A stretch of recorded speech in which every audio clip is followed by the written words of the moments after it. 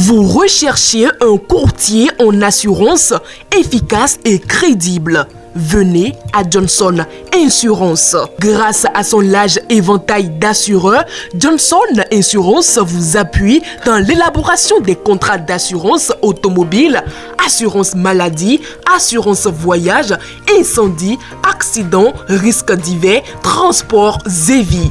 Johnson Insurance n'est jamais loin de vous.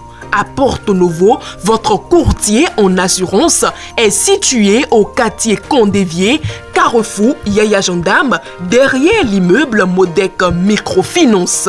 À Johnson Insurance, la satisfaction de la clientèle est notre credo. Contact 97 112 50 05 97 07 110 60 61 01 89 111. Johnson Insurance vous conseille, vous assure et vous accompagne. Nous atterrissons au Togo ce samedi 24 juin 2023. Mesdames et messieurs, bonjour et bienvenue dans les échos de la présidence togolaise.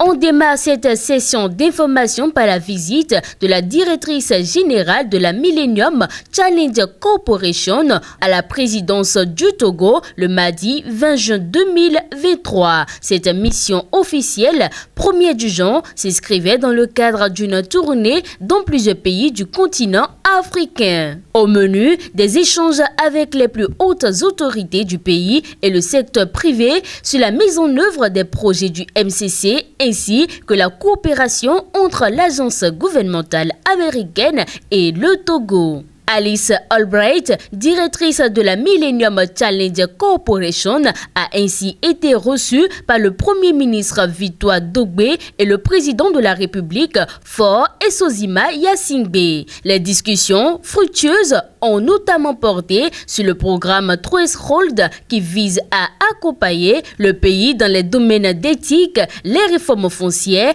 et sur le programme Compact qui appuie le Togo en matière d'énergie. Nous sommes impressionnés par la politique de développement du Togo et nous allons continuer le partenariat avec le pays, a d'ailleurs affirmé Alice Albright à l'issue de son entretien avec le leader togolais Faure Yasingbe. Pour rappel, le partenariat entre le Togo et la Millennium Challenge Corporation remonte à 2013. En décembre, à la faveur du sommet US-Afrique, il s'est renforcé avec l'éligibilité du pays au programme Compact, le plus grand programme d'investissement de cette agence.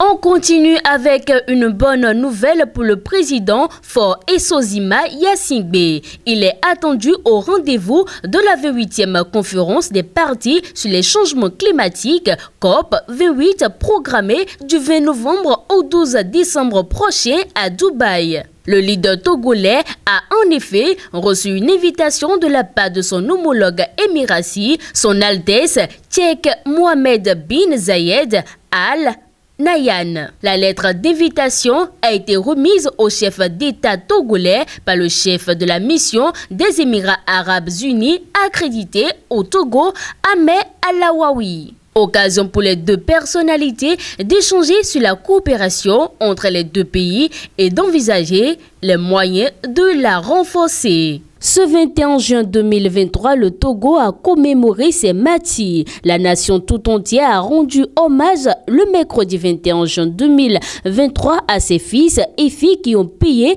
de leur vie la cession du Togo à la souveraineté internationale. La journée érigée en moment de recueillement et de souvenir national en référence aux martyrs du 21 juin 1957 à Piarodo sera comme chaque année marquée par des cérémonies de dépôt de gerbes dans la capitale et dans les régions. Il faut souligner que cette journée au Togo est fériée, chômée et payée. En parlant toujours de souvenirs, un musée d'histoire sera construit sur le site de Kamina au Togo. Annoncé il y a 2 ans, la restauration du site historique de Caminan se précise.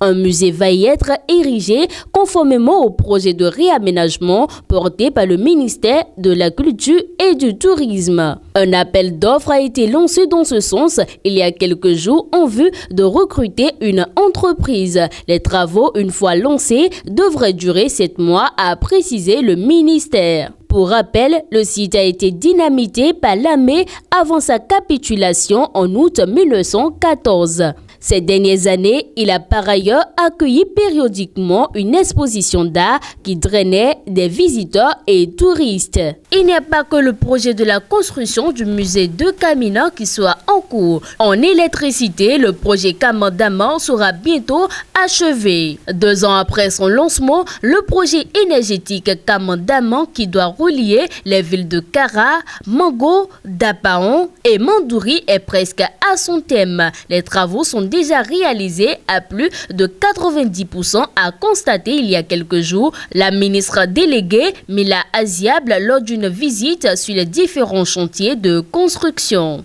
Concrètement, l'initiative consiste à ériger une ligne de haute tension de 330 kV sur 310 km permettant de relier ainsi les 4 villes du nord du pays. Le projet mené par le gouvernement bénéficie d'un financement de la Exim Bank of India. S'il s'inscrit dans la stratégie globale d'amélioration de la couverture électrique du territoire, ce projet veut surtout propulser le développement socio-économique des localités concernées. Fidèles internautes de Guérita TV Monde, ainsi s'achève le condensé des informations de la présidence togolaise comptant pour la semaine du 19 au 24 juin 2023.